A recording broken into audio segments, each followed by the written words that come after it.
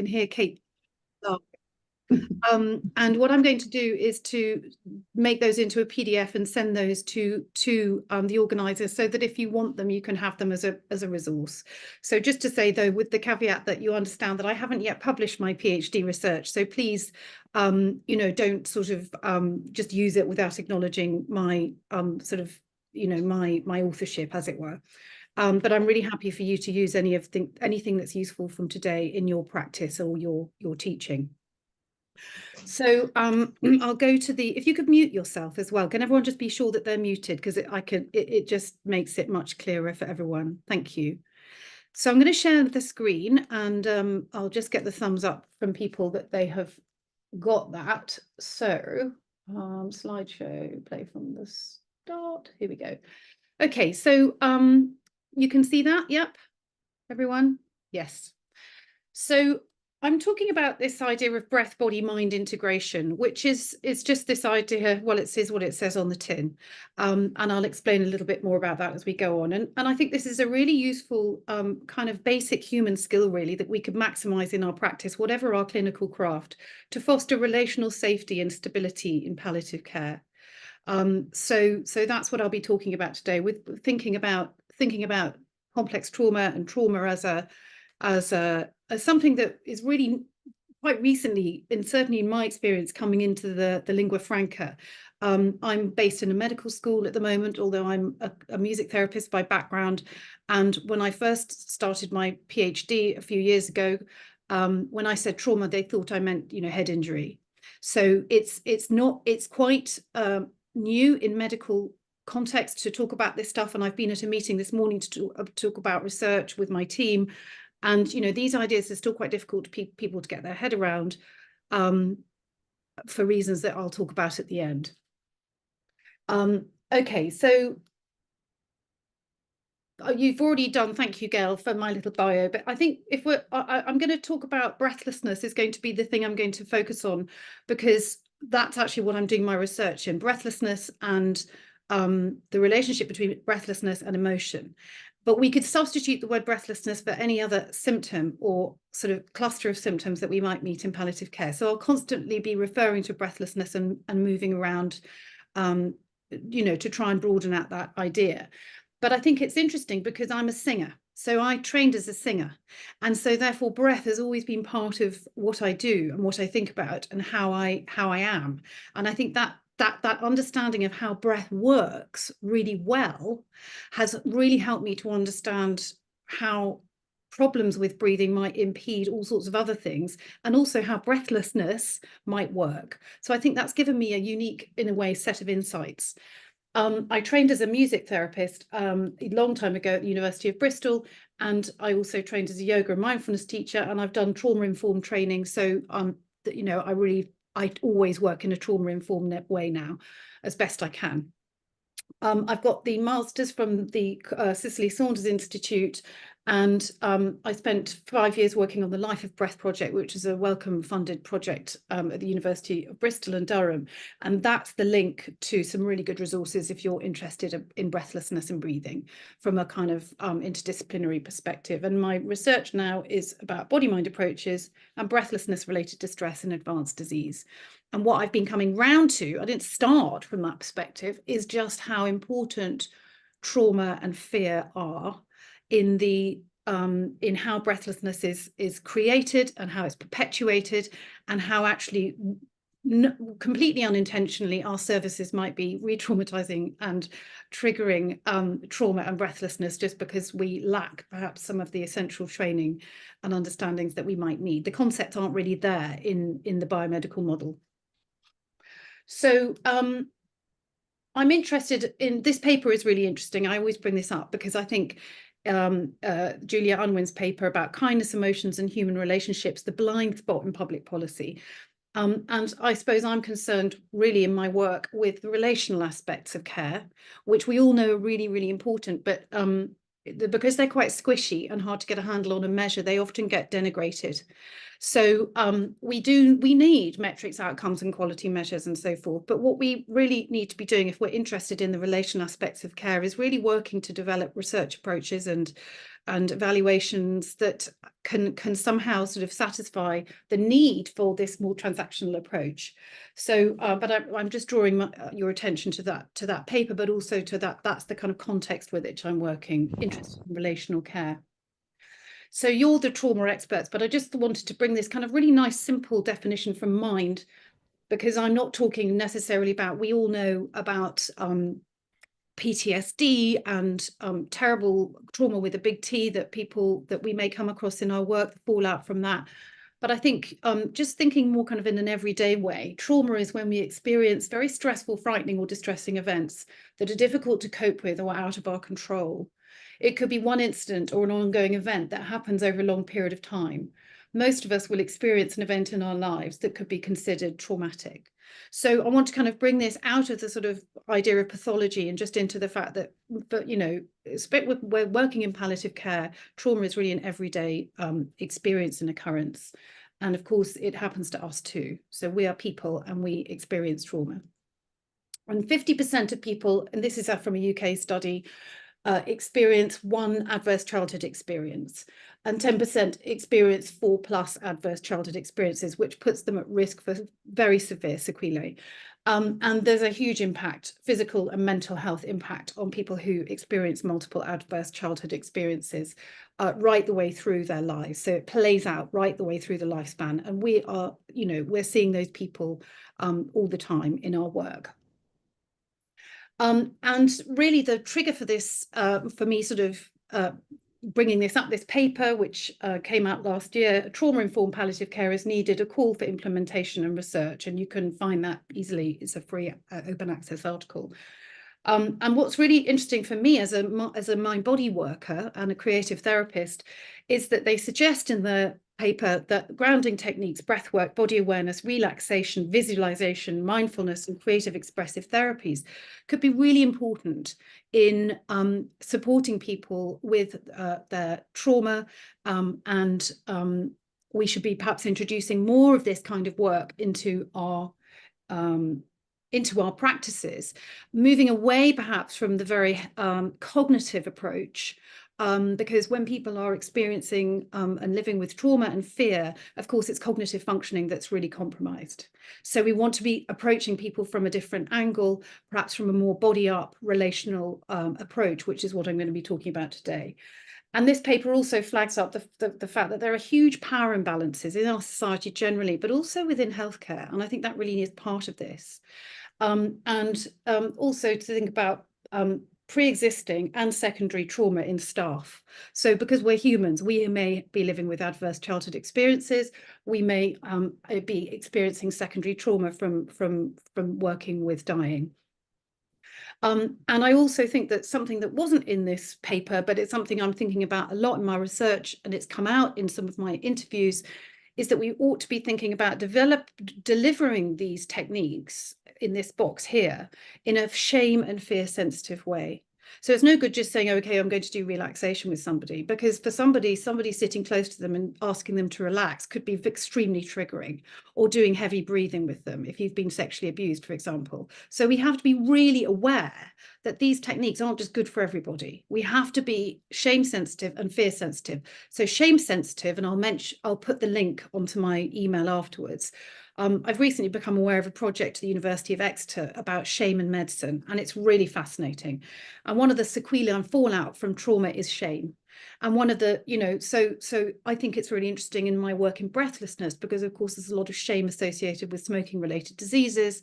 And then of course there's a whole load of shame and stigma associated with having mental health problems. So, you know, people are put off but to engage with us because of their shame and because of their fear. And we're not developing interventions and approaches that are a good match for that. So, you know, when we're wondering why people don't come to our wonderful interventions or engage with our wonderful services, it may be that we're not delivering them in a shame or fear sensitive way.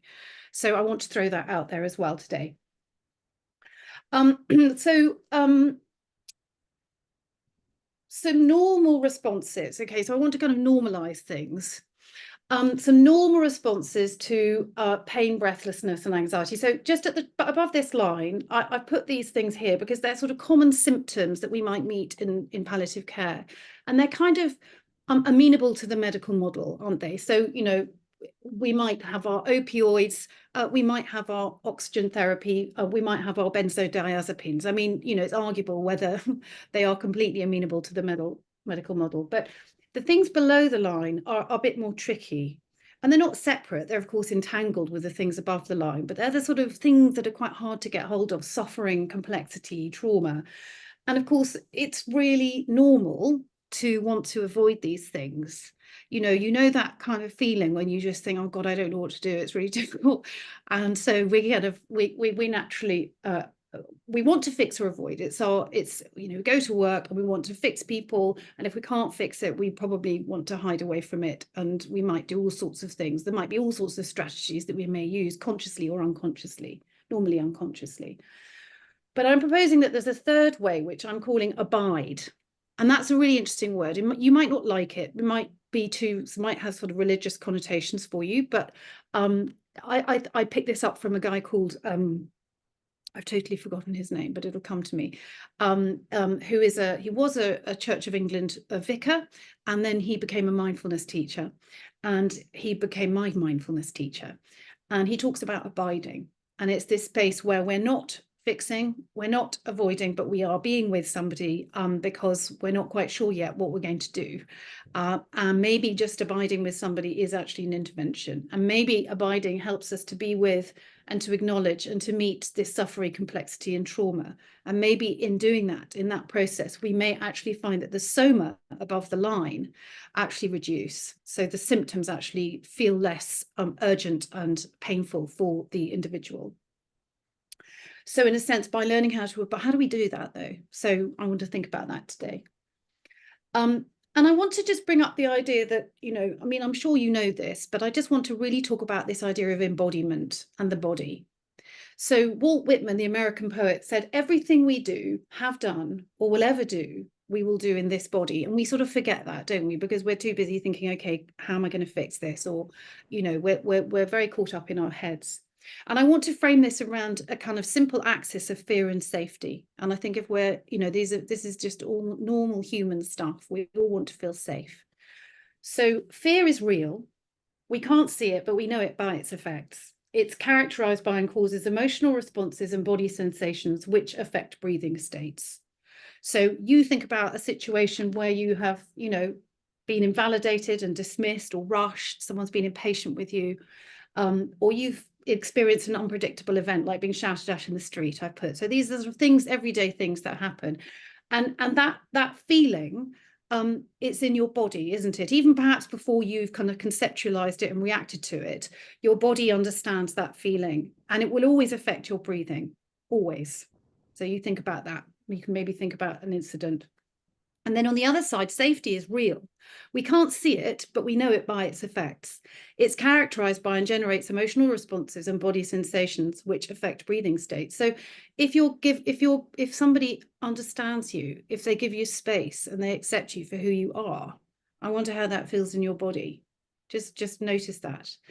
And if somebody's unexpectedly kind to you, how does that feel? You know, they step off the pavement so you can walk past, or, you know, they smile at you and say, hello, I love your hat. I mean, these things we have a bodily response to them, and that's a kind of safety response. And it's interesting that safety is primarily generated in relationship. And safety is not just the absence of fear. So, you know, if you take away a frightening, something frightening, it doesn't necessarily mean that people feel safe. There's more to add. There's more to add to feel safe, which is usually relational. And you can't tell someone to feel safe. This is the thing. So they have to feel safe in their body. So telling somebody to feel safe when this is probably an aspect, if you think about it, an aspect of trauma, isn't it? This thing of, oh, I'm being told this is okay and it's not okay. I don't feel okay in my body. And so these things are very embodied. And that's what I want to get at. And how can we use that? How can we use this understanding in our everyday clinical practice? So I want to bring in sort of, I'm not jumping around, hopefully it doesn't feel too jumpy, but I just want to bring in a little bit of thinking from Mary Archer, who is a philosopher of being human, and her work is wonderful. And she talks about the primacy of practice. So let's think about this idea of practice, being human and practicing life. So from birth, we're practicing being human. This is a pre-verbal and relational practice at the price of survival. So we need to do this practice, and we need to do it with others. That's what humans do. That's how we learn. And think of those poor babies in Romanian orphanages who didn't have the opportunity to do this practice. And their brains were actually changed. They had actual neurological changes, and which affected their entire lives. Humans are endowed with various potentials. And this is socially contingent, though. So this is all contingent. We are thrown into lives and structures that limit or enable our potential. So, you think about babies being born in Gaza today, or in Ukraine, or anywhere in the world where there is war. Their potential is being stunted and changed and diverted. So everything is conditional, of course, upon where we are. And our brains and bodies are exquisitely adaptive to meet the basic need for safety, which is the foundation for relationship, play, creativity, and learning. So I'm proposing that safety is really, really important, and it's something that we can practice. Sorry, my thing keeps jumping around. Okay, so, but of course, all breathers are not born equal. And that's, a fact of life, as you know, as from your work and just being alive. And this is a slide from one of my breathing talks, so it's relating to breathing, but I put it here because I just think it's hopefully interesting. So, of course, I can't breathe. The Black Lives Matter movement is a metaphor for oppression, inequality. So this thing of breath and suppression and oppression, it's so deeply within us. We understand exactly what that means.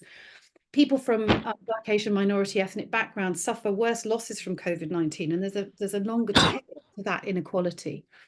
Illegal levels of pollution in more deprived areas and poor housing and mold and so forth affect people's respiratory state, and of course their mental health. And fresh air, space to breathe are not equally distributed across our society. So there's just such inequality, and this is part of this whole conversation about trauma. Somebody hasn't muted. Would you mind muting? Sorry. And people growing up in worse socioeconomic positions are more likely to smoke and suffer from chronic stress, adverse childhood experiences, and chronic physical and mental health conditions, and interestingly, breathing pattern disorder. So what's really interesting is that people, and I found this in my research, is that people don't understand how to breathe. There's a low breath literacy in our society, and this seems to be connected with stress and trauma. So going back to the slide where I showed the fear safety axis, if you've grown up in fear, you're more likely to suffer from a breathing pattern disorder. That's before you are diagnosed with asthma or any other condition. So I think that's quite interesting, and that's kind of quite new thinking in the literature. And of course, we've got unequal access to supportive and palliative care, especially for non-malignant lung disease and minority groups. And of course, these kind of chronic non-malignant diseases are often lifestyle related and connected back to these, to social inequality. And so towards the end of life, and here's a rather grainy picture of a man I got off the internet with his oxygen. Just again, relating this back to breathlessness, but I think we can generalize. Breathless patients need to, or you could say patients with chronic pain or patients with chronic fatigue or any sort of symptoms, any symptom cluster, any difficulty. People need to explicitly communicate the seriousness of their experience and feel frustration and distress and not being heard and understood. So there's some sort of communication or collaborative gap that I think is really important. Emotional cues and concerns from patients with low health literacy, that's something that's in the literature. People who, again, from poorer socioeconomic backgrounds, who don't have perhaps the language or ability to express themselves in a way that is amenable to that clinical encounter. These people are ignored medically, and their concerns are medically framed. So they might come with emotional distress, but it's medically framed. It might be pathologized. And these people are given restricted space in half of consultations. So that's a Dutch paper, which I thought was quite interesting. So there's huge epistemic injustice, and if you're interested in epistemic injustice, which is closely related to the field of trauma, I suggest you look at Miranda Fricker's work. And again, I can put a link to some of her work on the follow-up email. So in epistemic injustice is where some people's knowledge is more important than other people's knowledge. So if I'm someone with low health literacy and I can't really explain what I'm going through, I just cry in the consultation or I become aggressive, then that I'm dismissed and my knowledge is seen as less important or less valuable or less real than the person with more power. That's epistemic injustice. And this exacerbates, of course, our suffering and our trauma. So we've got trauma on trauma on trauma. And this is where I put the link to the Shame and Medicine project at the University of Exeter, which is so interesting on this topic. So you can look those things up. I won't go into this because I don't think we have time, but this is just kind of stuff about breathlessness. Just to say that, you know, it's a really complex symptom, but you could talk about chronic pain in the same way. In fact, breathlessness research is following pain research. And I'll just point you to the bright yellow one at the bottom. There's so much shame, stigma, and guilt around breathlessness-related experiences, and this is often connected to the fact that people may have smoked. But not just that. I think what's really interesting is just how embarrassed people are by coughing, by spluttering, by becoming breathless, by all the other associated things that might go with it, like incontinence, like being slow, like blocking up the pavement. So there are these sort of experiences that are quite difficult for people to talk about, but they are stigmatizing and painful for people. And so total breathlessness and pain, etc., the total pain model, of course, comes from Cicely Saunders, is really important. We have already discussed perhaps the siloing of experiences. So we've got the physical side, we've got the pathological body, the body is a machine. And on the other side, we've got this kind of neurocentric model, brain mechanisms, individual mindset. But the spiritual and the emotional stuff, that sort of squishy relational stuff that I mentioned at the beginning, it makes people feel uncomfortable. I mean, whose job is it? It's an unclear taxonomy. And so this contributes to what I mentioned before. So hermeneutical injustice is an aspect of of epistemic injustice. It's a significant area of experience obscured from understanding owing to lack of shared resources for social interpretation. And that's Miranda Fricker talking about using slightly sort of posh philosophical language. But essentially, it's the fact that we don't have common language to talk about this stuff. So, you know, before we talked about the glass ceiling, women were just being difficult about the fact that they weren't being promoted. Do you know what I mean? We have to have concepts and everybody has to get the concept in order for the thing to be able to be talked about. And I think that's still really absent. And it's certainly absent in the field of trauma. So, you know, we're really at the kind of edge of something here. And just to kind of go talk a little bit more about this, this is from my research. I'm using critical realism as my methodology. Those patients, you know, who are expressing themselves perhaps by not turning up to appointments or overusing healthcare. Perhaps we talk about them in terms of poor self-management. We might talk about their dysfunctional thoughts or behaviours. There's a lot of clinical nihilism. They might be described as hard to reach or heart sink patients. There's all these repeat admissions and with the revolving door. So this language is very judgmental. And it's perhaps caused by what Priscilla Alderson, who's a critical realist, talks about absence. It's actually a hostile absence. And again, it goes back to the fact that we don't have not just a language, we don't have a conceptual language, we don't have the training, we don't have the services to really meet this need. And I would suggest that the arrow, that golden arrow there, is the causal arrow there is potentially trauma and inequality, social inequality, all of those things. And that we need to be thinking about that when we develop interventions and implementation approaches. Yeah, and we need to be asking not what's wrong with you, but what happened to you. So there's the classic trauma-informed question, you know, not what's, you know, it's a completely different way of looking at people. What happened to you is an abiding question, isn't it? What happened to you and then abide. So maybe we can't fix the past, yeah, but maybe we also don't need to avoid it. Maybe we can be with somebody and be with them as they tell us their story. And that is in itself an extremely powerful experience. When the interesting thing about breathlessness or dyspnea is that observing it actually makes people really stressed out. And that case was interesting. This morning, an eminent respiratory doctor was talking about how the first thing she does when she meets a really breathless patient is she has to calm herself down. So it's interesting, it's the same with trauma. So observing trauma in others elicits trauma and negative effect and brain responses. So we know about secondary trauma. So we ourselves, when we're in those clinical situations, have to be regulated. And I think that's really something that we have to start with this. So we have to start with our own regulation, our own self-regulation. Okay, so now I'm going to move on to kind of how I came up with this, or how I do it, and then we're going to do a little bit. So let me just keep an eye on the time. Okay, so in clinical practice, I found that all of these distressing soma, these experiences that people, these phenomena that people were dealing with, respond to simply basic human connection. So none of this is rocket science. This is, for me, I describe this as embodied listening. So listening with the whole body. That's not listening and typing at the same time.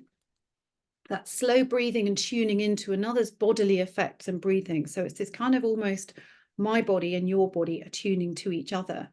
I have to be regulated in order to co-regulate with you. Soothing touch and self-soothing, obviously, you know, again, if we're thinking about trauma-informed care, we never touch without permission. There's a whole thing on that, but I have found that just guiding people to put their own hands on their body if they need to self-regulate, maybe hands on the tummy or hands on the chest. There's a lot of kind of interesting work around using self-touch, or gentle self-massage can be really, really helpful, and we'll do a little bit in a minute. And so what happens is this code to self-regulation via reflective integration of body up and top down processes. So it's this idea that hopefully if I'm regulated as the clinician, whatever my craft might be, then we can co-regulate, and then potentially I, the patient, am able to use some of that to self-regulate when I need to. If obviously somebody's really ill, or they're suffering from something that affects their cognitive functioning, or they're, you know, exhausted, it might be that it's actually the partner or the caregiver or the family member who can do the co-regulation when you're not in the room. So simple co-regulation skills are what I'm talking about. Very ready at hand, very easy to use, and easily spread around the system. So it can all be quickly shared with caregivers and staff. And it's really about being first and then doing. So Donald Winnicott talking about that, which is in a sense this idea of abiding. So being first before doing, before we take action, because there are clinical things we need to do. There are things we need to set in place, but we need to get that regulation in place first. That's where we can move things along quite quickly. And we, of course, along with that, we get symptom reduction. So that's something that I'm exploring in my work in relation to breathlessness management. And I'm going to come back to attachment theory, because I think this is really the key kind of middle range theory, or ground theory, that I want to connect this work up, that I'm connecting this work up with. So I'll just put all the points out and then quickly talk them through. So we're talking about creating a secure base experience. And for many people, this has not been their experience at the beginning of life. Okay, it may have been disrupted for various reasons. So we got a threat. It might be pain, it might be fear, it might be moved from the ward to somewhere else, it might be coming into the hospice or whatever. We've got a threat. A threat triggers a set of behaviours, which are action tendencies. So Mary Archer, the one who talks about primacy of practice, she talks about this a lot. We've all got our tendencies. When I'm under threat, I tend to stop sleeping, and maybe, you know, I don't know, I'll probably talk a bit faster. And I don't know, we all have our things. Maybe it's the third gin and tonic, you know, I don't know. We've all got our things that we do when we're stressed or when we're under threat. So they're just tendencies. And the caregiver, so in this context, he's talking about the parent, but we can think about ourselves as caregivers. Caregiver responds to this distress with these qualities: responsiveness, consistency, reliability, attunement, capacity to absorb protest so we can cope with the person telling us to F off, and mind-mindedness, which means we respect the agency and the individuality of the person. We accept that their thinking is not our thinking. And isn't it interesting how these qualities are really the same as the principles of trauma-informed care? So I think that's really, really interesting. We can make that link here, that conceptual link right here and now. And if those things are in place, of course, it's never perfect, but it's worth bearing these things in mind, then a psychophysiological state is co-created, characterized by relaxedness, warmth, closeness, feeling soothed and sated. The breathing reduces, there's a reduced heart rate, all's well, sense of all's well, and playfulness. So when people are tense and frightened, there's no possibility for learning or creativity or play. And so, you know, I think this is really important when we're thinking about palliative care and our message of living well to the end of life. And so as a music therapist, of course, this was helpful to me, because how could I work creatively with somebody when they were stuck in that fear response where everything shut down? So the co-regulation was a vital part of me developing my music therapy practice, because I needed to get that bit right first before we could do the piece of work that we wanted to do, which was the creative part. And that applies to anything that you do as your profession.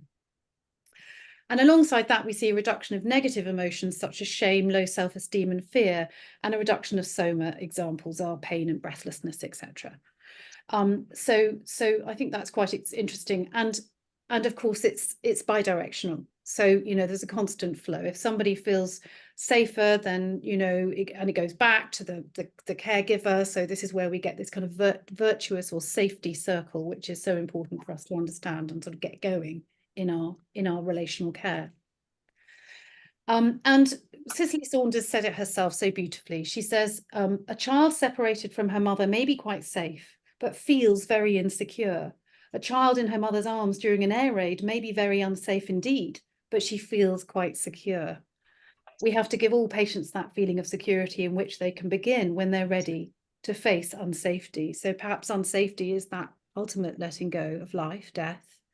And I think this is just so important, isn't it? It's this thing that we can't tell someone to feel safe. Again, I go back to kind of thinking about the babies in Gaza who were taken out in their incubators, but they didn't have a parent to hold them and love them. So objectively, they're safe, but do they feel safe? So I think we, you know, and by the way, that's not a political statement at all. I'm just thinking of it, just popped into my head. Again, it's this thing of felt sense of embodied safety is completely different from an objective idea of safety. So hospital healthcare professionals may feel safe. They often do. Sometimes just seeing the guy from the ambulance coming up the path can reduce the symptoms completely, but it may equally be the other way around, and you may have met those people in your clinical practice. So I thought we'd do a little bit of a practice. Is that okay? Just for a few minutes. And I can't remember how long I've got to go to, but we maybe have 5 or so minutes. Is that all right? So what I'm going to do is just stop the share just for a sec so that you can see me. You don't actually need to see me, but I just wanted to offer us a moment away from that kind of massively kind of cognitive-y, thinky kind of presentation that I've given so far, where I've galloped through an awful lot of theoretical stuff, just to bring us back to the experience of being in our own bodies. So this is not something that I'm not giving you something that you kind of take away and particularly use. I just want us to have an experience of being in our own bodies. And because I'm a trauma-informed practitioner, I just want to say that, of course, this is your choice, whether you join in or not. You're quite welcome to go to the loo and use this as a loo break, or just turn the sound off, or look away, or just listen. But if you want to join in with me, then great. And I'm going to suggest that you actually turn away from your computer, and maybe there's a window that you can look out of. Maybe that would be nice. And let's just drop down into our bodies. So I'm just going to do this with you, and I'm going to soften my eyes. Might even close them, so it's up to you whether you soften or close your eyes. You could turn your camera off, just that might make you feel more secure and private. And I'm going to suggest that we perhaps, again, this is all a suggestion, so maybe it would be nice just to do some movement in a way that feels good for you, just to release a little bit of tension in your body. So I've been on Teams all morning, and so I'm just going to do some sort of moving around of my shoulders, maybe a bit of a sigh out through the mouth, and just a few movements to release the neck, and lifting and lowering the chin just to release the neck, and wobbling the shoulders around. And then I'm going to just suggest maybe rubbing our hands together, just giving them a wash, feeling the hands, and then a little sweep down over the arms. Quite nice to just sweep down over the arms, maybe over the chest and over the legs, just to sort of get ourselves into the body. Here I am in my body. That's it. Good. And then just make sure you're sitting comfortably and your feet are resting on the floor. So you might want to kick off your shoes. Doesn't matter if you don't want to, but just get your feet down on the ground. And let's just drop into an idea of just being grounded. So feeling the chair, the ground underneath you. Maybe you're looking out the window at what seems to be rather a grey day, but maybe you can see a tree or some clear sky. Doesn't matter, but just noticing where you are in this moment, feeling the fact that you are in a body, noticing how that body feels in this moment. And perhaps then when you're ready, just allowing yourself to notice that you are breathing, what a miracle. And that if you just give yourself a little bit of space, that your breathing may become something slightly more forwards in the mix of your experience. So it's normally in the background, but maybe we could just bring our awareness of breathing just a little bit to the front of your experience and just notice what it's like. What is it like to breathe? And I feel my body breathing. You could even put your hands on your body and just feel the gentle rise and fall of your body as it breathes. So the lifting of the rib cage, perhaps a bit of expansion around the belly area as the body becomes wider and broader on the inhale. And then you might notice that there's a sort of a release as you exhale. And you could even do a little sigh.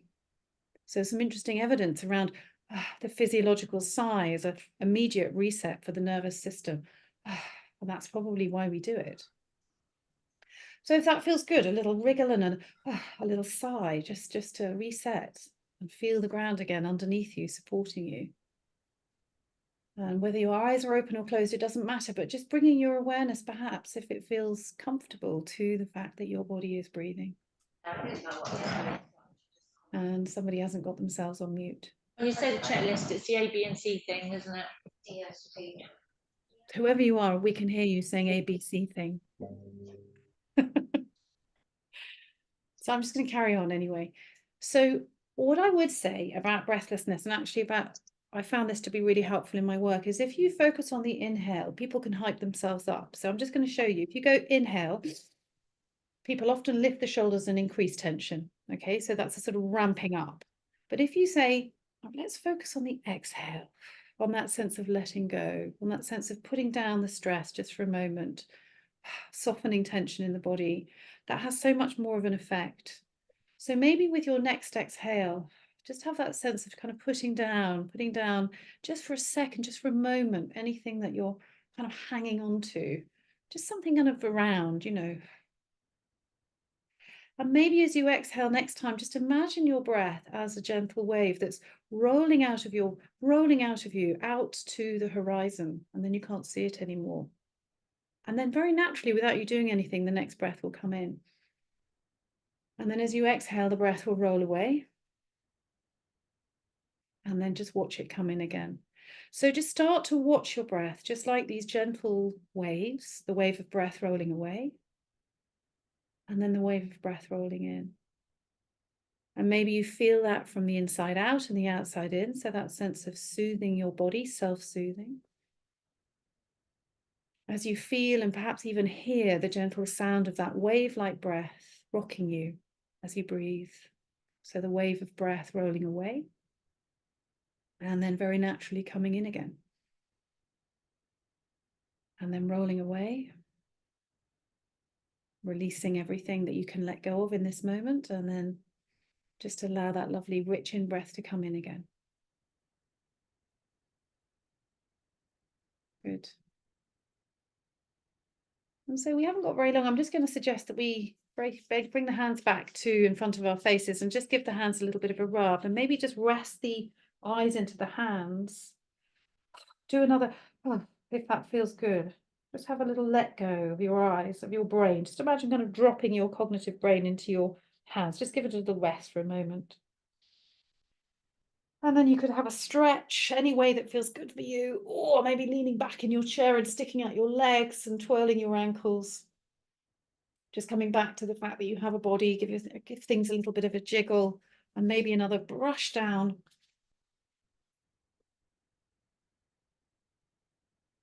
There. Good. Now, you may have found that very distracting, not very interesting, not very useful. That was a very short practice. But I think the idea is that if we practice, this is this whole thing about practice, going back to Mary Archer, these are things that we practice. So you don't learn the cello in a day, you have to practice, and you have to want to practice. That's the other thing.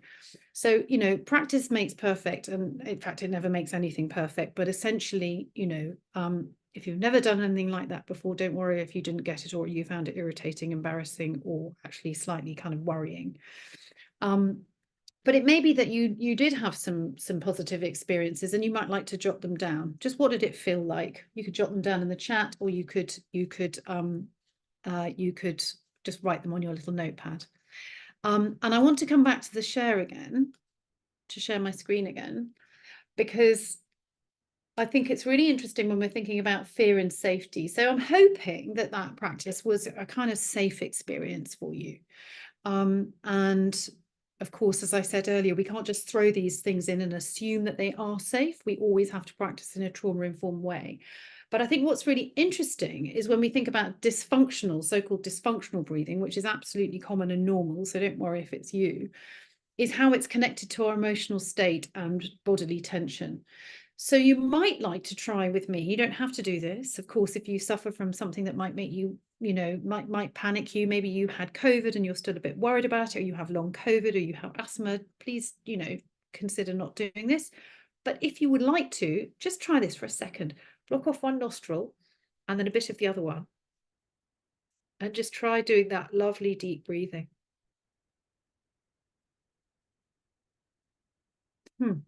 Just what was that like? You could put that into the chat.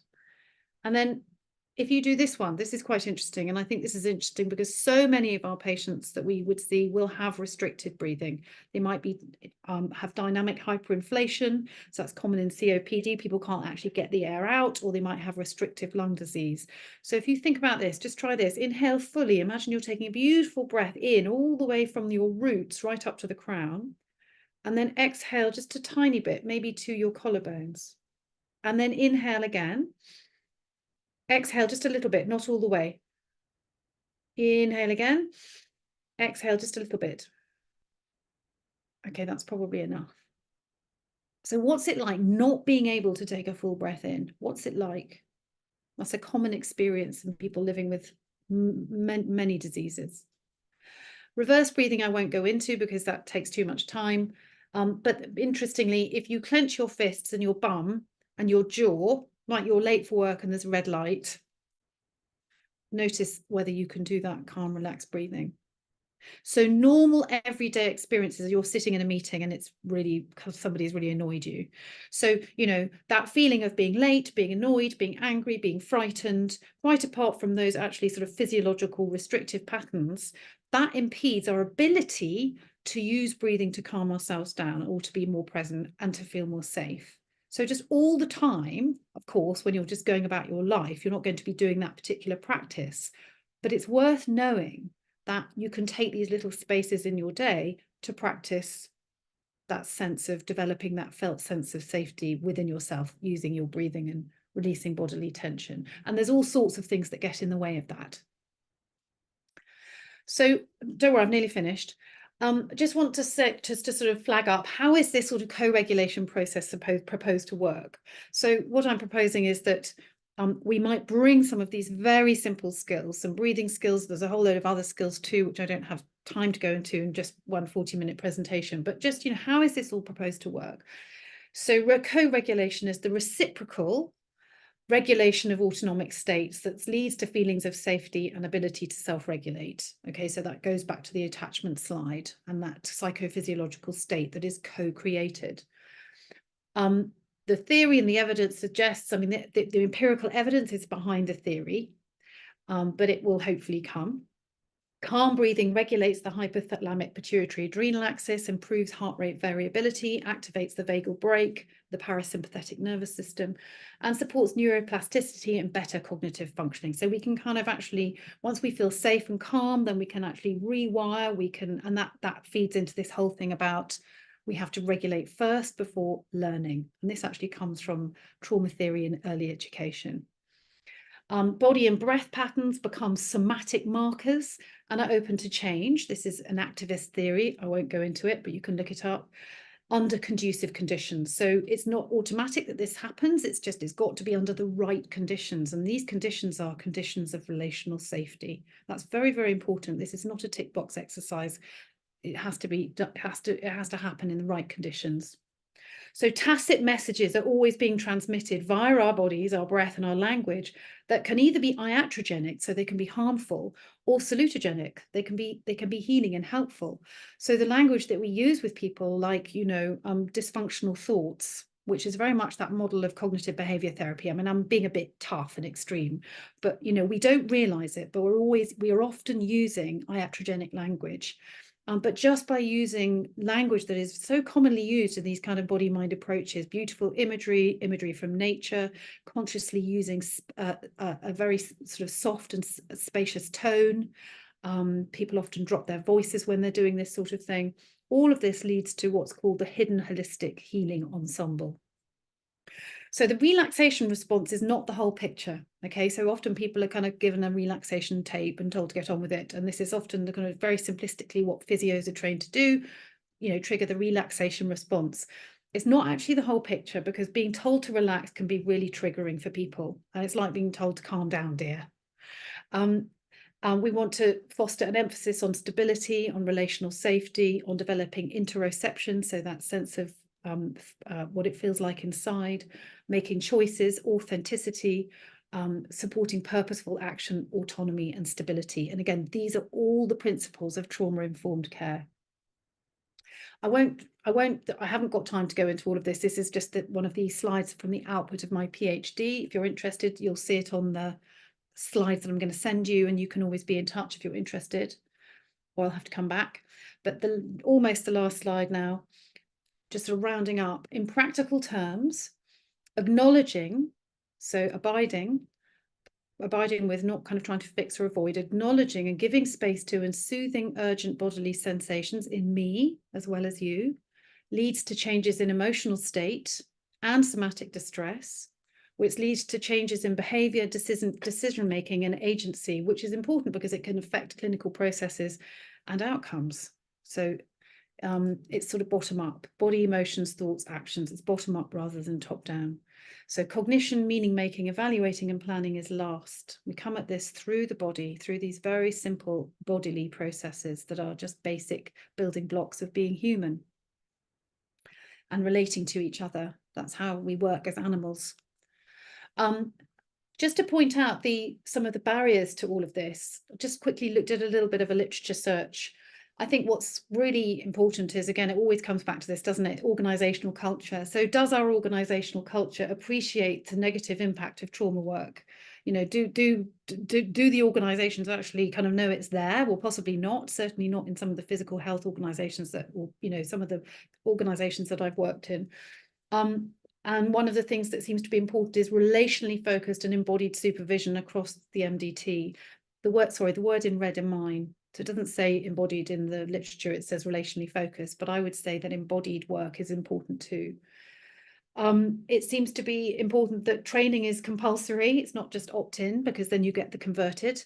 Compulsory ongoing training that improves mental health, and I'm saying breath and body literacy, so mental health and body literacy, breath literacy, of staff in non-mental health settings. So people who work in mental health may be well versed in all of this. They may not. You also need influential change agents at a high level, I would suggest. And it's really important to do ongoing evaluation and data collection, because that kind of changes hearts and minds as well. You want to show that things are working. But in my research, in my interviews, what I found is that time, these are the barriers that people throw up at me. Time, yes, no one's got time. Opening Pandora's box, if I open this stuff up, am I ever going to close it again? How can I do this in 10 minutes if I'm a GP? There's also this lack of conceptual clarity that we talked about earlier, this sort of fuzzy area that nobody knows what to do with, which fuels a clinician lack of training and confidence. And people have a lack of services to signpost towards. So we know that there's a lack of services, and that compounds the problem. And I found in my research that mind-body approaches that were recommended by that review article at the beginning are quite accepted and integrated within palliative care contexts. But of course, this depends on the culture of the organisation and powerful individuals within that organisation. So it's not taken for granted. But I mean, there's great difference along the care pathway, whether, you know, for example, in secondary care settings, this sort of thing isn't integrated at all, but you will probably find complementary approaches in hospices. But how they're valued depends on the culture of that organisation. I think self-care and self-knowledge is really important. I won't go into that because of time. But the final slide is really basically, it's about safety first. And there's a kind of modification of Maslow's hierarchy of needs. So it's really interesting that we're always trying to get patients to develop their resilience and self-management resources. That's the sort of speak that's used. But trying to get people to do this is impossible unless there is this felt sense of physical and emotional safety. And that's really hard when people are living in impossible situations. But can we, in our clinical encounters, foster that relational stability and safety that may help people to develop that sense of agency and mastery and confidence that can so actually change their outcomes.